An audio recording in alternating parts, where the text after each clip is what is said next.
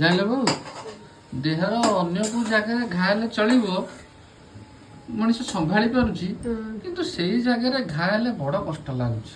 ସେଇ ଜାଗାରେ ଘା ଟା ହେଲେ କେବଳ ଘା ହେଲା ଲୋକ ଅନୁଭବ କରୁଥିବ କେମିତି ଲାଗୁଛି। କୁହନି କୁହନି ହଁ କୁହନି ସେ କଷ୍ଟ। କଥାରେ ଅଛି ବା ଅଜାଗା ଘା ଦେଖେଇ ହୁଏନି ନା ଦେଖି ବି ହୁଏନି। ନାଇଁ ଅନ୍ୟ ରକ୍ତ ଦେଖିଲେ ଟିକେ ମନ ସମ୍ଭାଳିବ ଯେତେବେଳେ ନିଜ ପଛପଟୁ ଯେତେବେଳେ ରକ୍ତ ବାହାରି ପଡୁଥିବ ପାଣି ଭଳିଆ ସରିଗଲା କଥା ଲାଗୁଥିବ ମୋ ଦେହରେ ଏତିକି ବ୍ଲଡ ପଳେଇଲା। ମୁଁ ଖାଲି ଠାକୁରଙ୍କୁ ଡାକୁଛି ଯେ ମୋର ଝାଡା କେମିତି ନ ହଉ।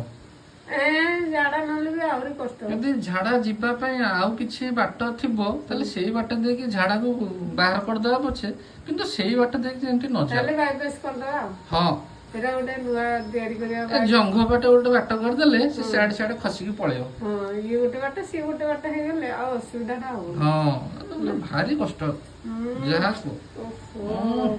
ତୁ କଷ୍ଟ ପାଉଛୁ ସତ କିନ୍ତୁ ଆମେ ଅନୁଭବ କରୁଛୁ କେମିତି ଲାଗୁଥିବ। ଏମିତି କଣ୍ଟା ବାଡରେ ବସିଛି।